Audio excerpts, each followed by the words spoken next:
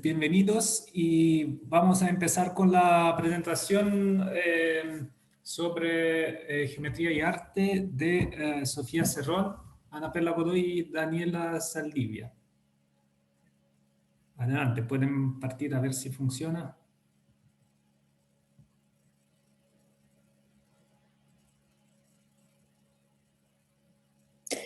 No es raro que todas y todos, al observar una obra de arte, hayamos descubierto figuras geométricas, y es que todo lo que nos rodea está formado por diferentes formas que se inspiran en la geometría. En la clase de hoy, vamos a hablarles sobre un arte en el que seguramente todas y todos hemos incursionado, el origami, o dicho en nuestro idioma, la papiroflexia. La papiroflexia o origami es el arte de hacer figuras reconocibles con un papel cuadrado plegado, sin usar tijeras ni pegamento. Tiene su origen en Japón y surgió entre las clases más altas, quienes podían darse el lujo de utilizar papel para entretenimiento en una época en que este era escaso. Pero, además de entretenimiento y arte, el origami incorpora una gran cantidad de reglas matemáticas, porque si nos fijamos bien, al deshacer una figura, obtenemos un patrón de formas geométricas en una superficie plana.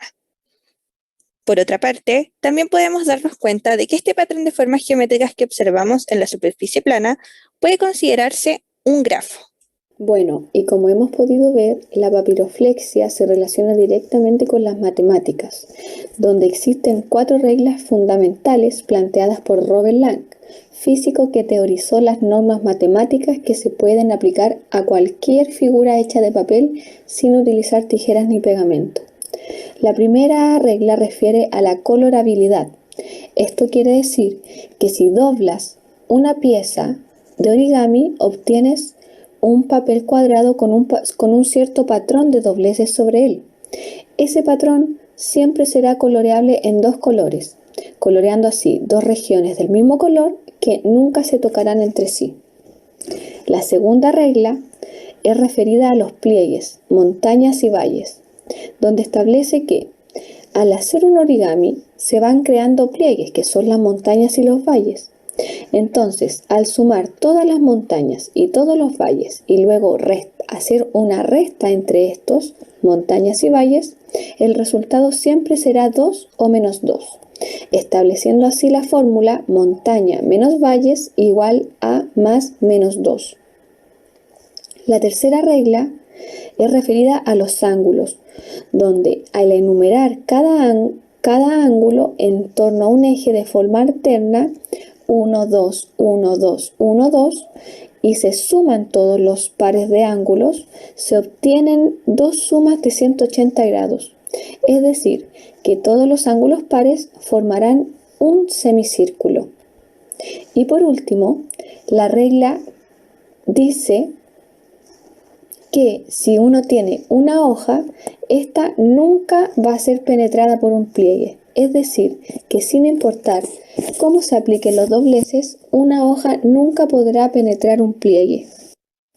Entonces, como ya hemos dicho, el origami se relaciona directamente con la geometría, ya que la papiroflexia también usa esta rama de la matemática como base para su construcción.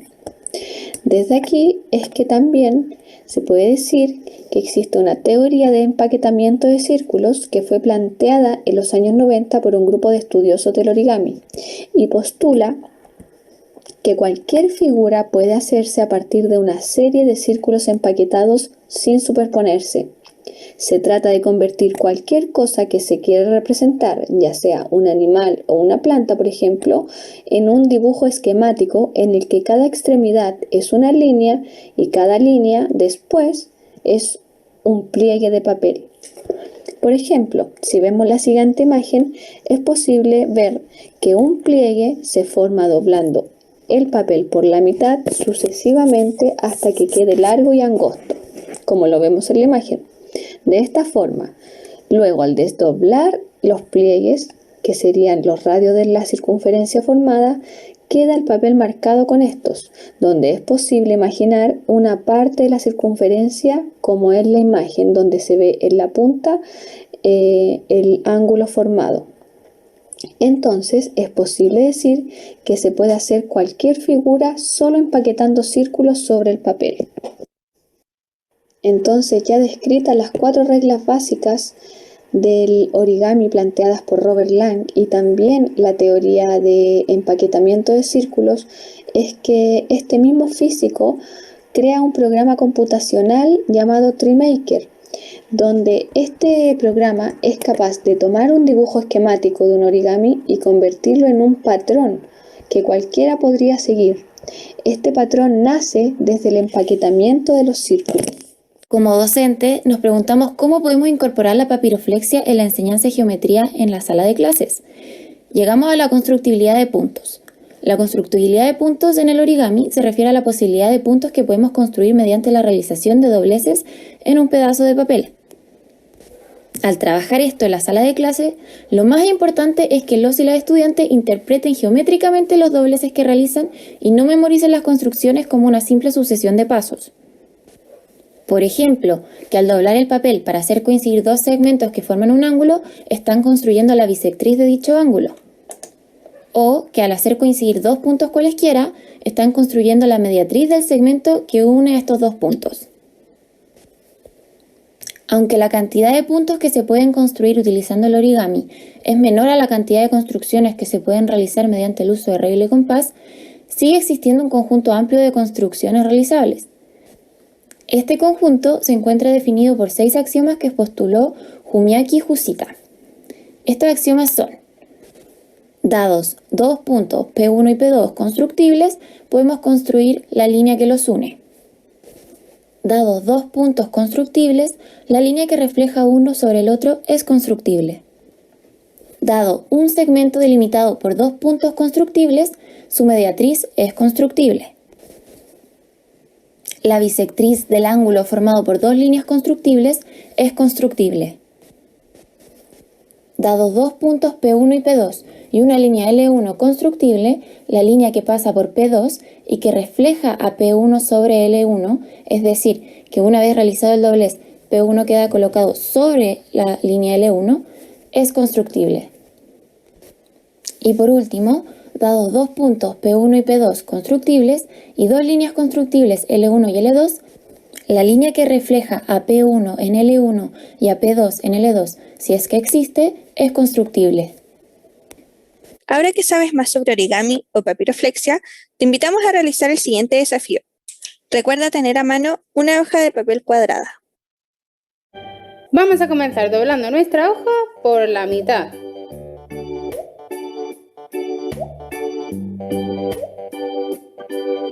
Ahora vamos a llevar este lado sobre este.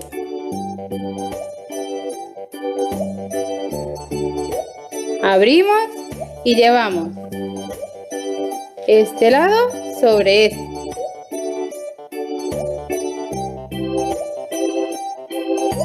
Abrimos, giramos y vamos a hacer lo mismo en este cuadrado. Llamamos este sobre este.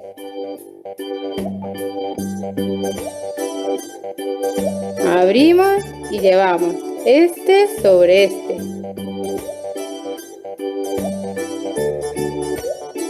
Y abrimos. Ahora vamos a empujar de estos 2 lados hacia adentro para que vaya bajando este triangulito. Bajamos y cuando esté así marcamos bien. Giramos y vamos a hacer lo mismo con este lado.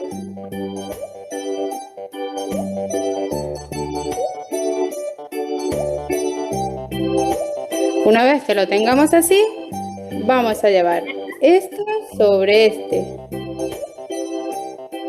¿Le puedes poner stop un ratito? Y hacemos lo mismo con este lado. Chiquillas, chiquillos, ¿van siguiendo el ritmo o necesitan ir un poquitito más lento? ¿Van bien? Ya, si van bien, dale play nomás, pero era para preguntar si van como bien con el ritmo. Gracias. Vamos a llevarlo a la esquina superior. A continuación vamos a llevar este lado sobre este. Y hacemos lo mismo con este.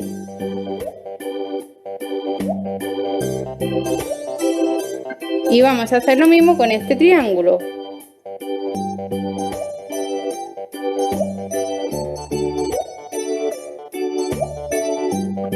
Una vez que lo tengamos así, vamos a girarlo y por uno de estos lados vamos a subir esta esquinita hacia arriba, creando una línea que vaya desde esta esquinita hacia esta. ¿Veis? Más hacia arriba no se puede subir, pues ahí marcamos muy bien. Y a continuación vamos a llevar este lado hacia aquí, coincidiendo con este punto y haciendo una esquinita aquí arriba. ¿Veis? Así. Y marcamos bien. Y hacemos lo mismo con este lado. Vamos a llevarlo hacia adentro.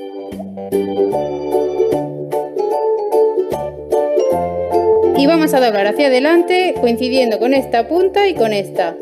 Así. Y ahora este sobre este.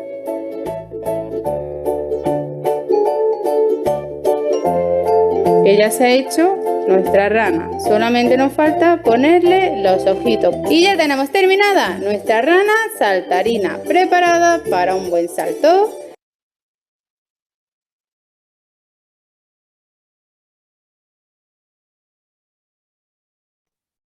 Ok, entonces ya finalizada nuestro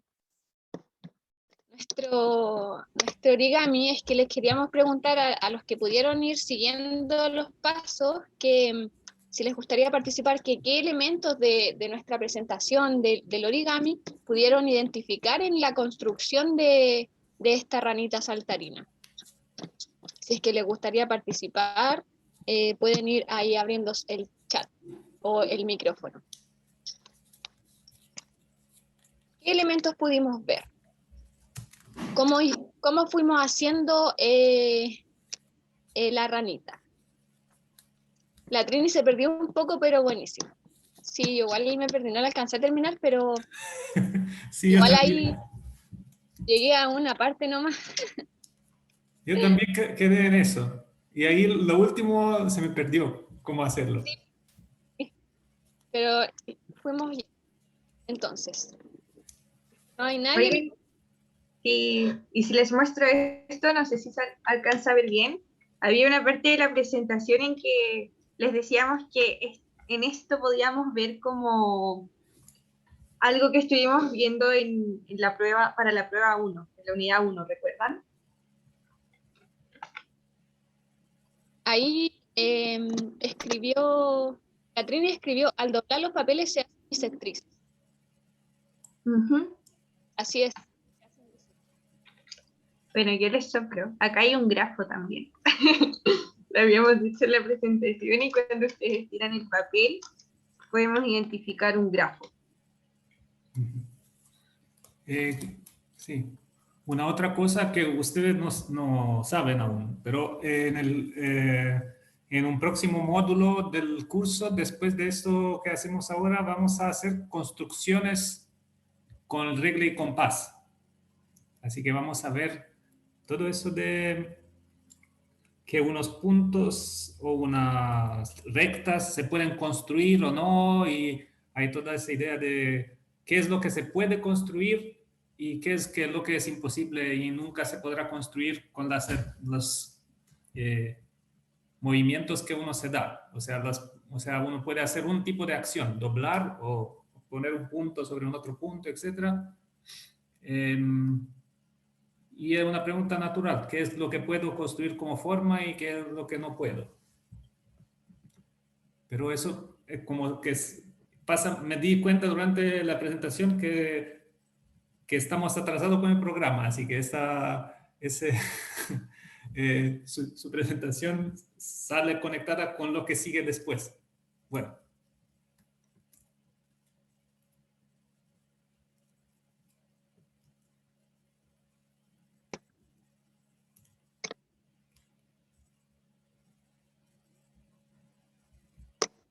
Profesor, bueno, para ir terminando como la presentación, también decir que si uno desdobla el papel, si uno lo va desdoblando de a poco a poco va a ir viendo que, claro, los pliegues quedan marcados y que también ahí se puede ver claramente la teoría de círculos de empaquetamiento de circunferencias, porque al ir doblando y después desdoblar, se puede ver que en el papel van marcadas ciertas figuras, ciertas bisectrices que se pueden ir formando, y esas van a ser que todas se junten en un centro, y ahí se pueden ir formando circunferencias o semicircunferencias.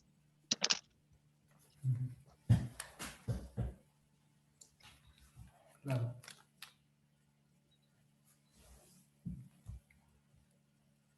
Claro, de hecho. Miren, si no hay más preguntas, más comentarios, nos despedimos nosotras. Muchas gracias por la atención y esperamos les haya gustado mucho la presentación y la herramienta. Sí, gracias. Fue muy entretenido, fue muy rápido. No sé si como que duró poco o es que... No, duró como un cuarto de hora. Lo hicieron muy rápido. Sí, efectivamente esos, ¿cómo se llaman? No sé, los teóricos de los origami de que hablaron ustedes sí crean como unos... uno se imagina una figura y después como dice, ya, ¿y no sé, cuántas extremidades tiene? O sea, si era una figura de una rana, debía tener como la cabeza, las patas, quizás 5 extremidades en total, 4 patas más una cabeza, y hacía como un círculo para cada una, y organizaba las rayas que al final de todo el doblaje debían salir alrededor de esos 5 círculos en el papel. Sí, efectivamente. Así también es como funciona la aplicación de la que habló Perla en la presentación, TreeMaker, que mediante reglas matemáticas uno puede hacer vectores. En la aplicación yo estuve jugando con ella un rato. Sí. Y a partir de esos vectores la aplicación te crea el origami que tú tienes que realizar para crear la figura que tú realizaste mediante vectores. Uh-huh. ¿Y eso se puede, ustedes la ocuparon para hacer algo? Yo estuve experimentando un poco con la aplicación y me costó un poco, no es muy fácil, pero es gratis, profesor, yo se la recomiendo, se llama TreeMaker. Ok, si ya la tienen ahí, pueden poner el enlace para quien quiera. Quizás algunos de los compañeros también tienen interés. Ya voy a escribir el nombre en el chat. Ahí lo escribe la Anatolia. ¿Y uno qué hace? ¿Lo busca en Google y encuentra...? Sí, es descargar y está en varios lados gratis. Ok. Me da miedo mandar un link, profesor, porque no sé si tenga virus o no. No te puedo asegurar. De acuerdo, sí. Ok. Y lo primero que me sale es la página web de alguna cosa. Sí. Ajá. Sí, mira, voy a compartir acá. Me salió la primera cosa que busqué acá, me salió la página web de ese Robert Lang, que es el padre del programa, lo que lo inventó, y salen ese tipo de dibujos, ¿ya? O sea, como uno lo imprime en una hoja cuadrada, y acá son los círculos y todos los pliegues que uno debe plegar. No es evidente, digamos. Dice que acá sale un escorpión si uno hace todos esos pliegues, que son muchos. Uh-huh. Salía ese escorpión. Ok. Sí, la aplicación no es muy intuitiva en realidad. Hay como que tener harto conocimiento para usarla. ¿No? Sí, parece que es como para alguien que de verdad quiere ponerle tiempo. Sí. Ok. Bueno, pero le pusieron harto tiempo, parece. Ok. Muchas gracias. Y le voy a enviar a todos después por en el Canvas pueden ver la rúbrica para poder retroalimentar el grupo. A mí me pareció muy bien. Lo único es que fue bastante rápido, o sea, podían demorarse un poco más en las explicaciones, si yo encuentro, no sé. Entonces, para otra vez, no tengan miedo de ocupar todo el tiempo. Gracias, profesor.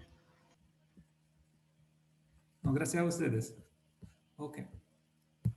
Ya, ok. Entonces, con eso pasaría a... Se me perdió la ventana. Pasaría a compartir el tablet para la clase. Para empezar, continuar con lo que teníamos. Entonces, ¿se acuerdan? La clase pasada hemos considerado cónicas en el plano, ¿ya? Elipses, hipérbolas y parábolas. Todas las elipses tenían su centro, o sea, dos focos en el eje horizontal y el semieje mayor, o sea, la dimensión más larga, este era el valor A, el valor B era en vertical, entonces la dimensión más larga y la mitad de esta dimensión era el número A en la ecuación de la elipse, que se veía así, x cuadro sobre a cuadro más y cuadro sobre b cuadro igual a 1. Y lo importante de eso, lo que nos acordamos hoy, es que estaban en posición muy especial estas figuras, ¿ya? Y entonces, para poder comprender cómo se pueden ver en otra posición o cómo uno puede mover una figura en el espacio y cambiarla de lugar, vamos a intentar ver con coordenadas cómo funcionan las rotaciones, ¿ya? Hemos visto en otra parte de la clase, hace 2 clases, hemos visto dilataciones con centro el origen y un parámetro, un factor de dilatación, y translaciones. Translaciones, si tengo un punto y uno ese punto con el origen, cómo funcionan translaciones y dilataciones en coordenadas. ¿Ya?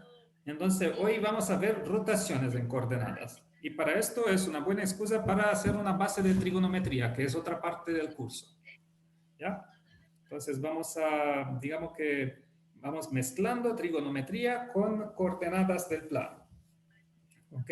Entonces, acordámonos un poco cómo funcionaba, qué eran seno y coseno, ¿ya?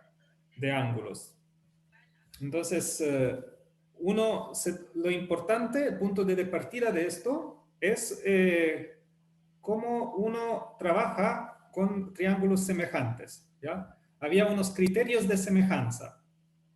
Entonces, si tengo 2 triángulos, como este, OAB, y este otro que es un poco más largo, O'A'B',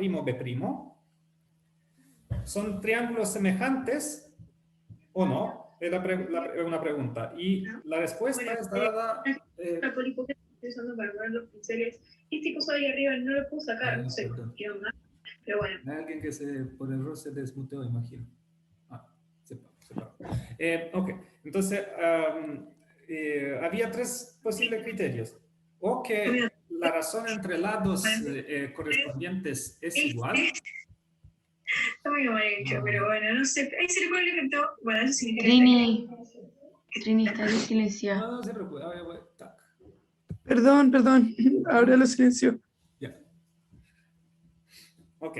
O puede ser que las razones entre todos los lados correspondientes son iguales. O sea que cuando divido el tamaño de OA por el tamaño del lado en el otro triángulo, OA', ¿ya? Que corresponde a este. OA, ese tamaño dividido por ese tamaño es lo mismo que el mismo múltiplo que este respecto a este y que el último lado respecto al último lado, ¿ya? Y entonces, si todos los lados del mismo color, ahora que lo coloré, son relacionado por el mismo múltiplo, ¿ya? Cada lado es el mismo múltiplo del otro, que significa que cuando divido los largos me da siempre el mismo cociente. Esto es una noción de triángulos semejantes, ¿ya? Entonces, como se dice, el criterio de tener la misma razón entre los lados. Esto es un criterio. Si pasa esto, los triángulos son semejantes. Otro caso en el cual son semejantes es que los ángulos son todos iguales, ¿ya? O sea, si este ángulo, bueno, empezamos en el mismo orden que están escritos, ¿ya? Si este ángulo es lo mismo que este ángulo, el ángulo en B es el mismo que el ángulo en B en el otro triángulo, y el tercer ángulo es igual que en el ángulo en O es el mismo que el ángulo en O'. Esto también es condición suficiente para que sean semejantes los triángulos, ¿ya? Es como es suficiente ver solo esto para saber que los triángulos son semejantes, ¿ya? Y obviamente uno puede mirar todos los tres ángulos o saber que son suficientes solo dos ángulos, verificar esta cosa solo para dos ángulos, porque el tercero, si sé que A es igual a A', B es igual a B', entonces el O' será igual a 180 grados menos A' menos B', los ángulos, y el ángulo en O es 180 grados menos A menos B. Entonces, si por si acaso A y B son iguales, dado que 180 grados es siempre el mismo número, acá el O, subtrayendo desde 180 grados estas diferencias de ángulos iguales, me da el mismo ángulo. Entonces, si sé solo que dos ángulos correspondientes son iguales, ya el tercero automáticamente lo es también. ¿Ok? O el último criterio, eso era el segundo criterio, tener ángulos iguales, al menos dos.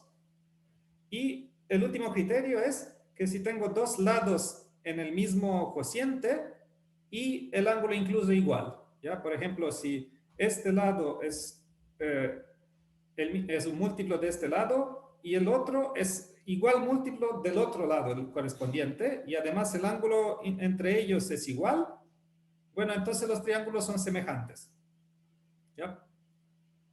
Estos son los criterios de semejanza. Ok. Bueno, entonces, después uno se fija en triángulos rectángulos. Consideramos solo triángulos rectángulos, ¿ya? Como acá voy siguiendo el texto a continuación. Para triángulos rectángulos, es suficiente conocer un ángulo agudo, ¿ya? Porque sé que hay un ángulo recto, este ya es un ángulo igual entre los dos. Entonces, simplemente conocer que este teta, el valor del otro ángulo teta, es suficiente. Si son iguales a este ángulo teta, entonces el tercer ángulo es la diferencia de los dos precedentes. Y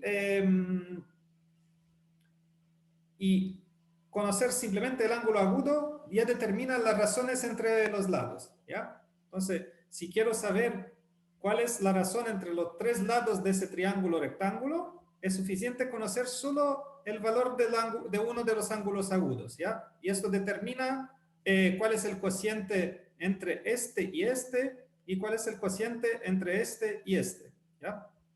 Y estos justamente estos cocientes son el valor de seno y coseno, ¿ya? ¿Está claro? Entonces, uno puede justificar la introducción de seno y coseno de nuevo, repitiendo de la manera siguiente. Para ver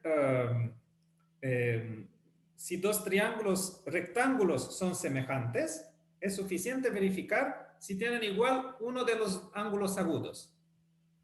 Y si es que tienen igual uno de los ángulos agudos, son semejantes, entonces significa que para los dos triángulos, el cociente de la hipotenusa dividido por el cateto adyacente a este ángulo, o la hipotenusa dividido por el cateto opuesto al ángulo, ¿ya?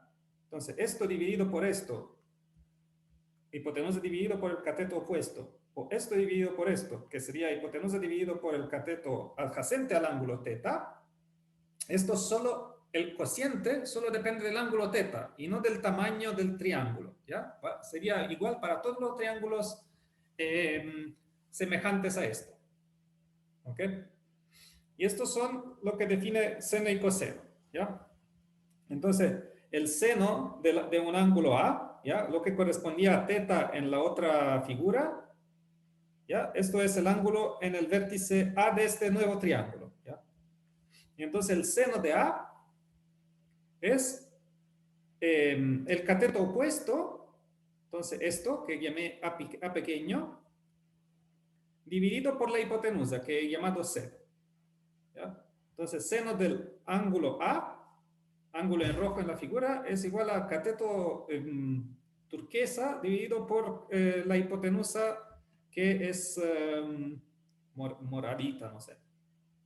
Y el coseno de A es igual al cateto adyacente al ángulo, entonces B sobre C, dividido por la hipotenusa, entonces B sobre C, ¿ya? Y después la tangente, eso no lo vamos a...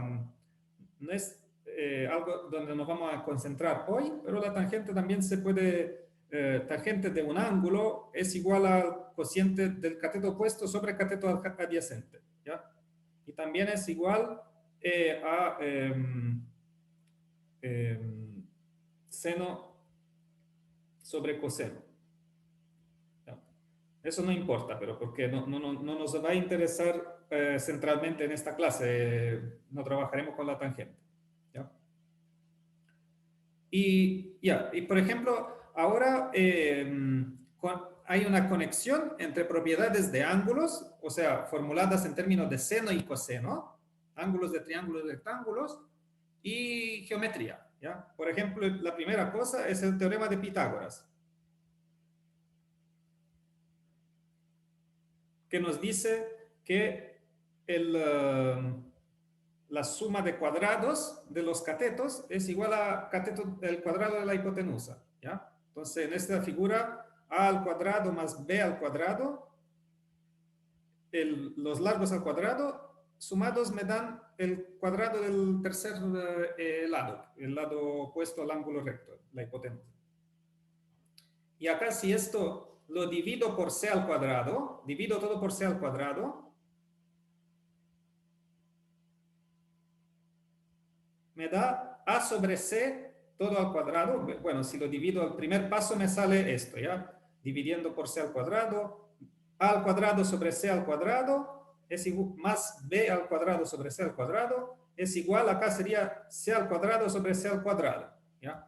Pero c al cuadrado sobre c al cuadrado es igual a 1, y acá en vez de dividir los cuadrados, puedo primero dividir todo y ponerlo al cuadrado. Es el mismo valor, ¿ya?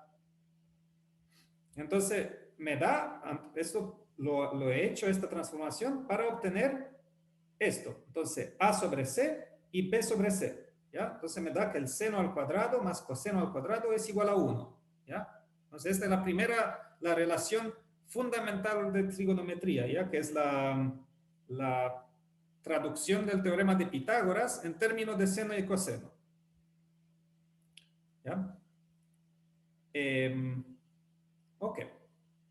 Y después, esto para triángulos rectángulos, pero después uno continúa en aplicar nociones de ángulos para, si se fijan, mezclar ángulos y largos, ¿ya? Porque acá tengo el ángulo θ, ¿ya? El ángulo θ o el ángulo A, y por el otro lado tengo un cociente de largos, ¿ya? Entonces mezclo ángulos y largos. Eso es la idea en trigonometría, ¿ya?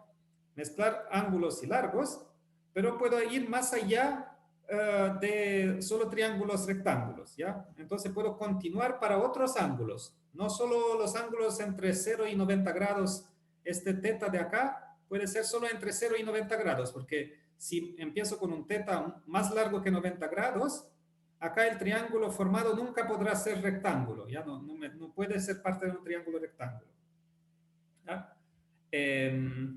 pero puedo continuar con la misma idea sin ocupar triángulos, ¿ya? Y puedo mirar, por ejemplo, me fijo acá en esta circunferencia de radio 1, ¿ya? El radio de esta circunferencia es 1, centrada en el origen, y considero un punto P en mi circunferencia, punto con coordenada X, y que forma un ángulo al cual le doy un nombre, el ángulo θ. ¿Ya? Entonces, acá tengo, este tamaño es 1, el tamaño del segmento OP es igual a 1. Entonces, el coseno de θ, ¿qué es? ¿Cómo era definido el coseno? El coseno sería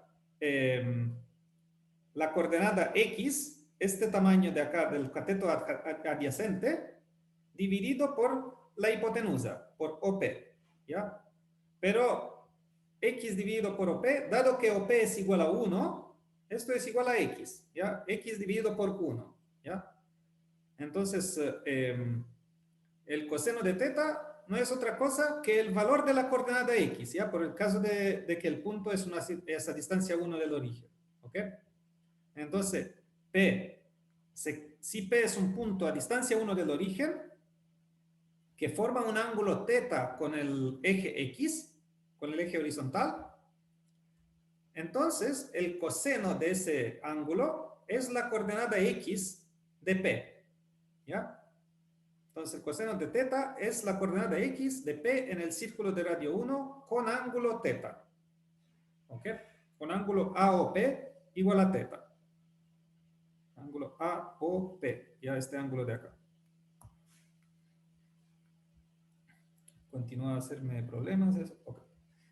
Y el seno similarmente, ¿ya? El seno era usualmente el cociente entre el cateto opuesto y la hipotenusa, ¿ya? Entonces el cateto opuesto es la coordenada Y del punto I, dividido por la hipotenusa que es 1, entonces simplemente esto es igual a 1, es I dividido por 1, ¿ya? Entonces es la coordenada I de un punto P en el círculo de radio 1 y con ángulo θ, ángulo formado en el origen igual a θ. ¿Todo claro hasta acá? Es como individuar para un punto P de la circunferencia, individuar seno y coseno, ¿ya?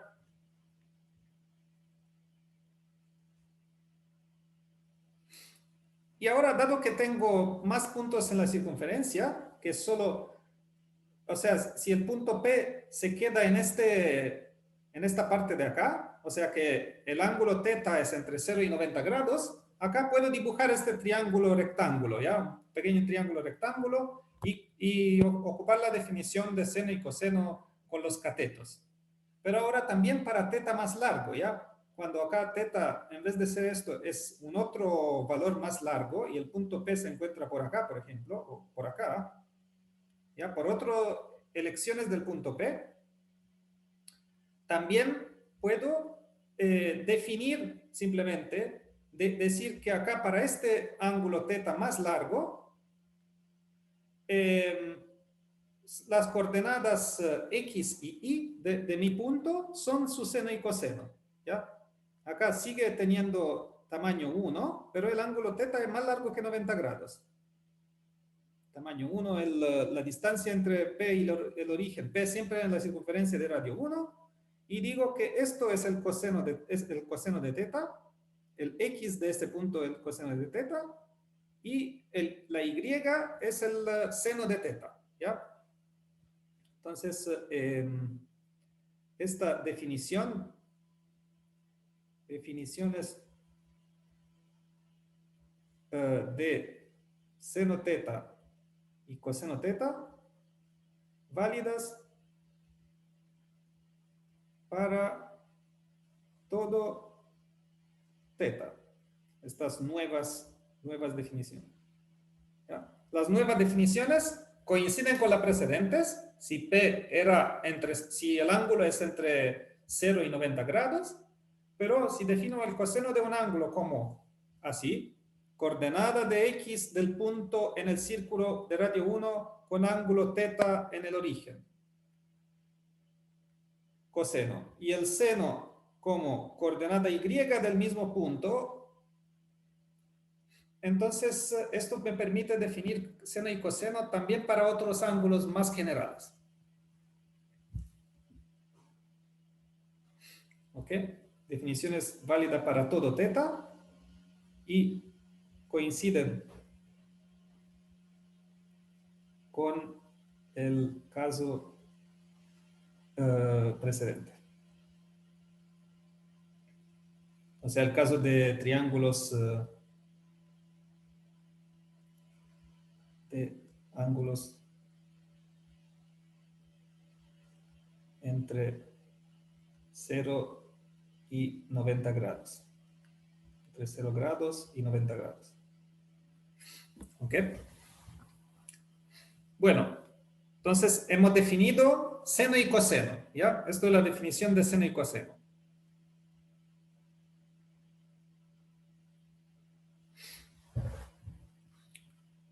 Ok, propiedades. Veamos la primera propiedades. Lo que más nos interesará es calcular el valor en unos ángulos especiales y ver la fórmula de suma, el coseno de una suma de ángulos y el seno de una suma de ángulos. ¿Ok? Entonces, primero hemos visto la propiedad que sale del teorema de Pitágoras, que era que el seno al cuadrado más coseno al cuadrado es igual a 1, pero ahora vale para todo teta, ¿ya? Para todo teta,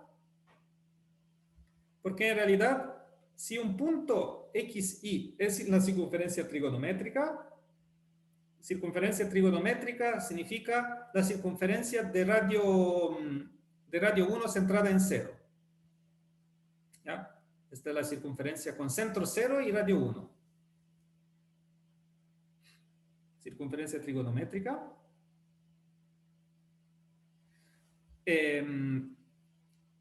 Bueno, esta es la ecuación. ¿Se acuerdan la ecuación de una circunferencia con centro en 0 y radio R? Esta era así. Centro 0 y radio R, entonces valía esto, pero ahora el radio es 1. Entonces esta es la ecuación de la circunferencia trigonométrica. Y si definí el seno y el coseno como la coordenada X y la coordenada Y de un punto en esta circunferencia, entonces sigue directamente que el seno y coseno satisfacen esta propiedad, ¿ya? Es como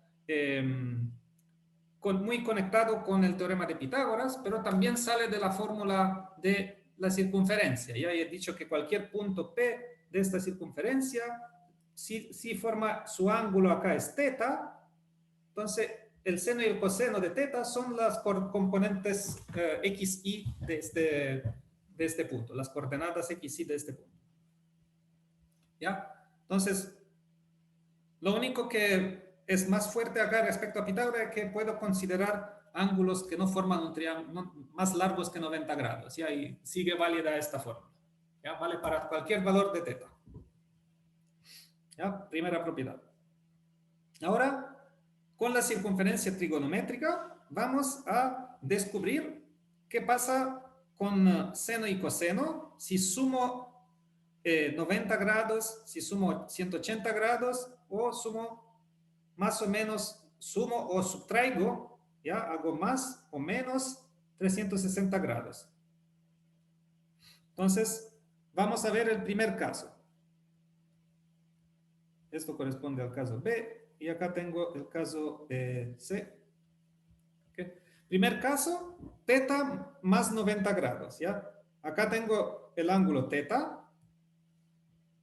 Y acá tengo el ángulo de teta más 90 grados. ¿Ya? Teta más 90. Entonces, ¿qué pasa? ¿Cuánto vale el seno de este nuevo ángulo? Hemos dicho, el seno del ángulo es su coordenada, es la coordenada vertical de mi punto en la circunferencia trigonométrica. ¿Ya? Entonces, acá tenía esta coordenada vertical y acá tengo que la coordenada vertical se transforma en horizontal y la nueva coordenada vertical del nuevo punto, déjenme colorarlo, la coordenada vertical del punto en punto verde, que sería el punto cuya coordenada vertical es el seno de θ más 90 grados. ¿A qué será igual esta coordenada vertical? Es igual a, si se fijan, es igual a la coordenada horizontal del otro, en el otro caso. ¿Ya? Acá tengo el chat para ver si alguien escribe. ¿Ya?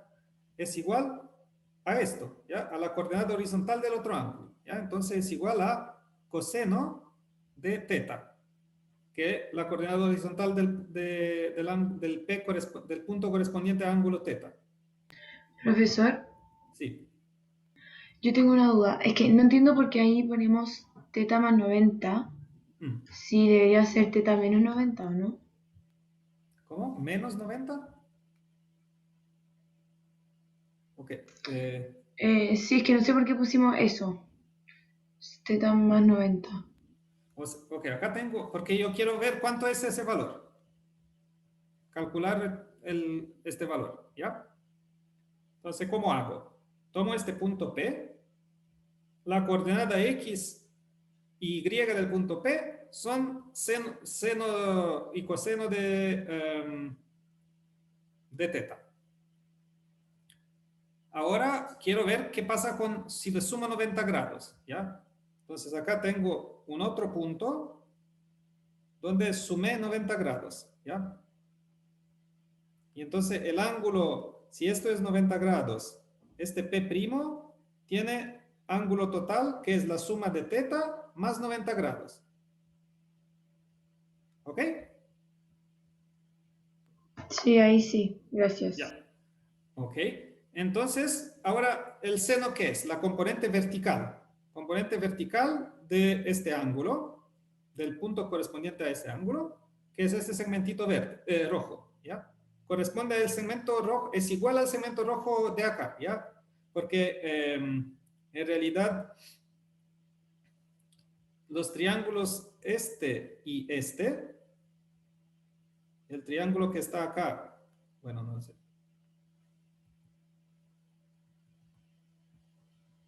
Este triángulo es igual a este triángulo, ¿ya? Así que lo que antes el segmento horizontal era el coseno de θ, ahora se traduce en el seno de θ más 90 grados. ¿Ya? Entonces la respuesta a la primera pregunta es el seno de θ más 90 grados es coseno de θ. ¿Ya? Y ahora hacémoslo para la otra coordenada. La otra coordenada, esto es, acá tengo seno de θ, y acá tengo, pero noten, es en la otra dirección, ¿ya? Es el coseno de θ más 90 grados, ¿ya? Entonces, coseno de θ más 90 grados es igual al menos seno de θ, ¿ya? Porque voy en la otra dirección. ¿Ok? Entonces, simplemente en la figura, ya voy a borrar estas letras, simplemente en la figura me di cuenta de cuál era la respuesta, ¿ya? Hagámoslo con un otro caso, de 180 grados, ¿ya? Entonces acá les sumé otros 180 grados, entonces el ángulo total desde el eje X hasta el nuevo punto, ya esto sería el P' ahora, este es el punto P. Nuevo ángulo es de 180 o θ más 180, ¿ya?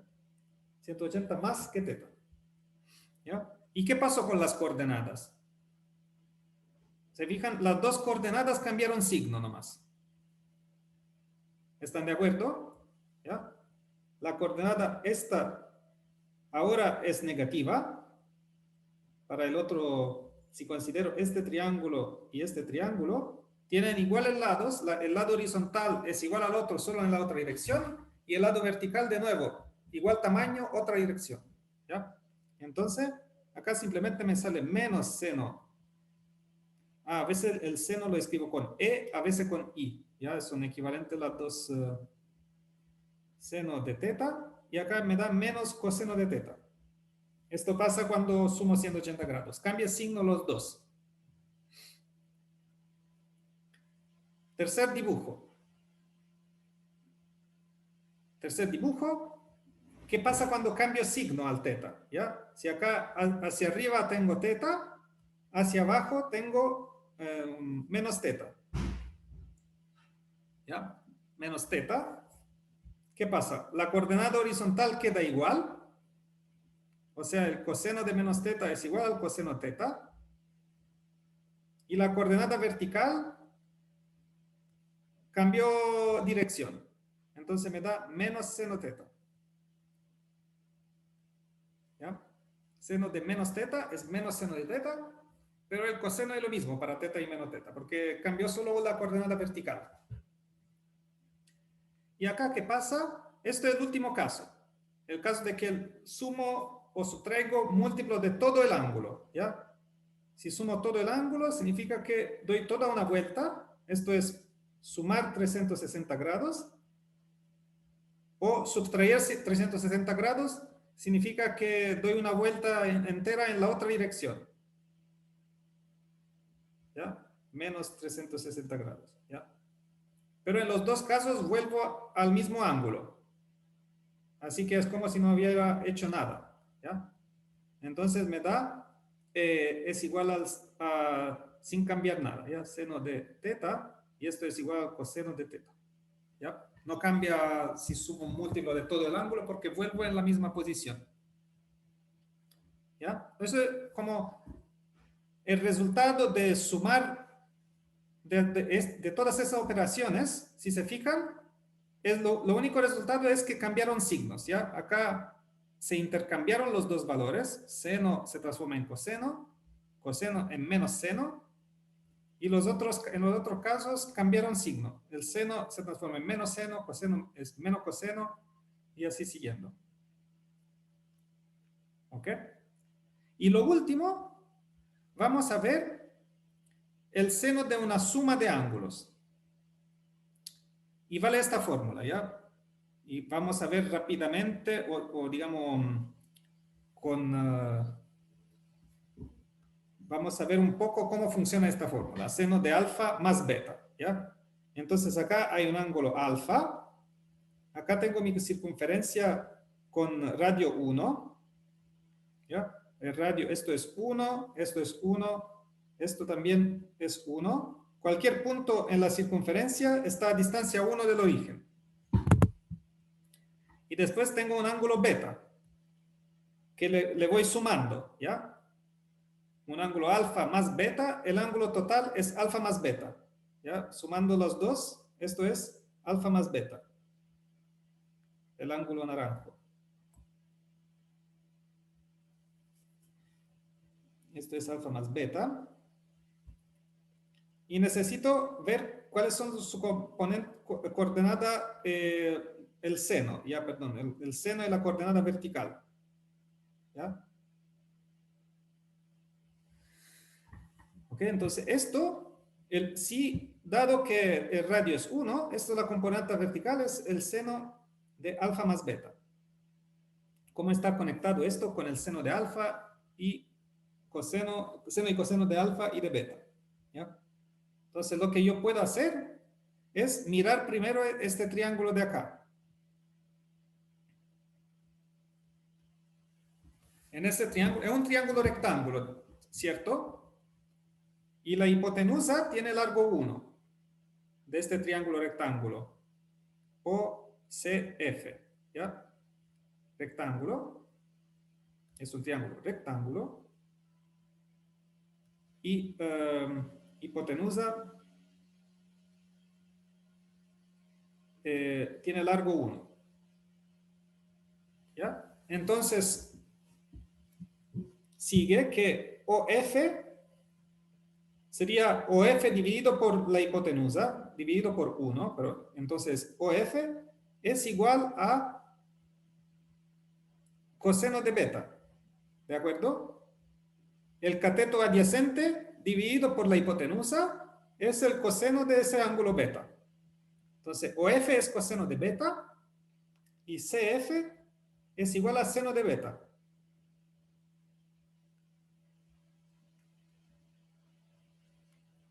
¿cierto?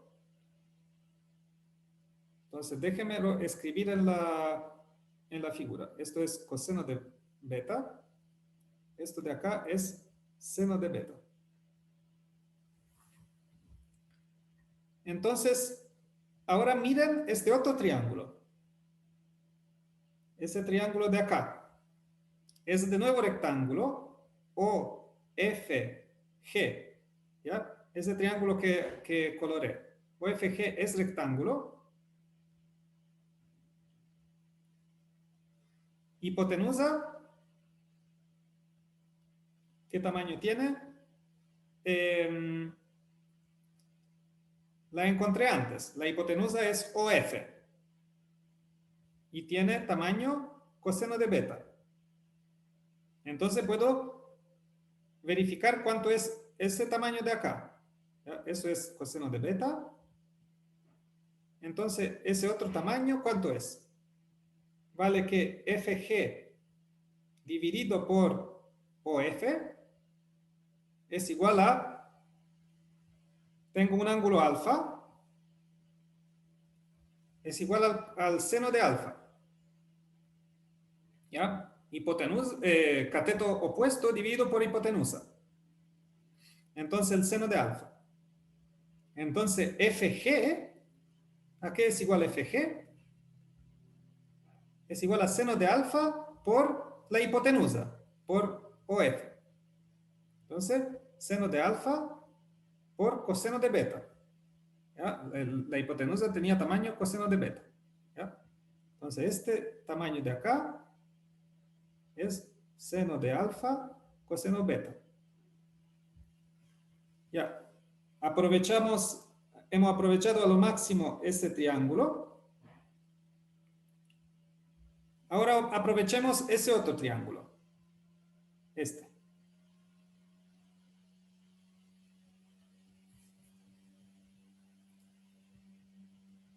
Voy acá, continúo por acá. Entonces voy a mirar el triángulo CEF. Que es lo que acabo de dibujar. Este ángulo acá es alfa. ¿Ya? El ángulo arriba de ahí es alfa. ¿Por qué? Porque si se fijan, ¿cómo puedo justificarlo rápidamente? Es que acá tengo, ¿qué ángulos tengo en este triángulo? Esto es un ángulo recto, alfa. Esto de acá es 90 menos alfa, que es igual a esto. ¿Ya? Y acá tengo otro triángulo rectángulo, ¿ya? Este triángulo CEF es rectángulo, tiene un ángulo recto ahí. Esto de acá es 90 menos alfa, porque los dos ángulos opuestos acá son iguales. 90 menos alfa. Y entonces el ángulo, este ángulo de acá debe ser 90 menos alfa. ¿Ya? Porque esto de acá es 90 menos alfa. Y los ángulos agudos de un triángulo rectángulo tienen suma 90 grados, ¿ya? Pero 90 menos alfa es igual a alfa, ¿ya? Y por eso ese ángulo es alfa. Entonces CEF es de nuevo rectángulo. Acá tengo ese cateto, no, la hipotenusa de ese triángulo. ¿Ya? El ángulo recto de CF es acá. Esto es recto. La hipotenusa es seno beta. Ya la había escrito antes, la habíamos encontrado antes. Entonces, lo que me interesa es ese pedazo vertical. ¿Ya? Ese pedazo de acá. ¿Eso cuánto es? CE, ¿ya? Eso era el vértice E. CE dividido por la hipotenusa, por seno beta, debe ser igual al coseno de alfa. ¿Ya? Entonces, CE es igual a cos alfa sin beta. ¿Ya? Ok. Cos alfa sin beta. ¿Ok? Entonces, esto, el segmento naranjo, esto es igual a CD, pero también es igual a CE más ED. ¿Ya? Pero eso, el pedazo ED es igual al pedazo FG. CE más FG, ¿ya? Porque acá formo este pedazo es igual a este pedazo. ¿Ok? Acá formé un rectángulo. Hay un rectángulo, por eso ED es igual a FG. ¿Ya? Y hemos visto que CE es igual a esto, coseno alfa más seno beta, ¿ya? Y FG es seno alfa, perdón, no más, producto, cos alfa sen beta más sen alfa cos beta, ¿ya? Entonces, así con toda esa construcción de acá, me permite ver que el seno de alfa más beta es como quería, según es la demostración de esta fórmula. Y después, bueno, lo otro que quiero decir es que esa otra fórmula y funciona similarmente, o sea, si quieren pueden pasar tiempo para demostrarlas, tomar un poco de tiempo y buscar la manera de expresar la coordenada horizontal como diferencia, ¿ya? Desde la misma figura. Y vale coseno de alfa, coseno beta, menos seno de alfa, seno de beta, ¿ya? Uno expresa esta parte horizontal como todo esto menos esto, ¿ya? Eso es coseno de alfa cos beta, sería OG menos DG, ¿ya? Sería esto, OD es igual, OD que es la coordenada horizontal del ángulo alfa más beta es igual a OG más DG y uno puede, como antes, encontrar manera de describir que OG es igual a coseno alfa, coseno beta y DG es seno alfa, seno beta. Y acá con eso casi terminamos. La última cosa que quería ver es que si sé cómo funciona la suma de ángulos, sé cómo funciona la diferencia de ángulos, ¿ya? Porque acá, seno de alfa menos beta, aplico la fórmula de suma, ¿ya? Y me da, esto es igual a seno de alfa, coseno de menos beta, porque es alfa, eso es lo mismo que alfa más menos beta. Entonces aplico la forma de seno de una suma, más seno de menos beta, coseno de alfa. Por ejemplo, ¿ya? Y más arriba hemos visto que cuando cambio el signo del ángulo, el seno cambia signo y el coseno queda igual, ¿ya? Entonces esto es igual a coseno de beta, esto es igual a menos seno de beta, ¿ya? Entonces acá me da, podría escribirlo directamente, es igual a coseno beta y acá menos seno beta. Entonces la fórmula de seno y coseno de una diferencia sigue por la fórmula de la suma simplemente y el valor del seno y coseno de menos el ángulo, ¿ya? Entonces acá me daría coseno de alfa, coseno de beta, porque si pongo menos beta, así que coseno de beta que es lo mismo que coseno de menos beta, ¿ya? ¿Ya? Y para el otro debía tener un menos en la fórmula de coseno de una suma, pero el seno de menos beta es igual a menos seno de beta, ¿ya? Entonces me da más seno de alfa, seno de menos beta, perdón, de seno de beta, ¿ya? Porque en realidad sería menos seno de menos beta, si quiero aplicar la fórmula inicial. Pero el seno de menos beta es menos seno de beta, así que acá se cambia en un más. Eso. ¿Ok? Ok, entonces por ahora tenemos la fórmula de suma de ángulos para seno y coseno de una suma de ángulos. Y esto lo vamos a ver la próxima vez, ver casos de ángulos especiales y después cómo se ven rotaciones en coordenadas del plano cartesiano. Ya esto lo dejamos para la próxima vez. ¿Ok? El lunes.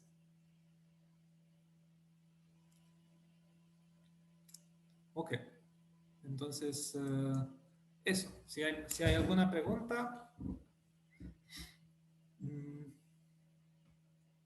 veo que se habían sumado 3 personas más y después se fueron. No sé si se pusieron miedo o...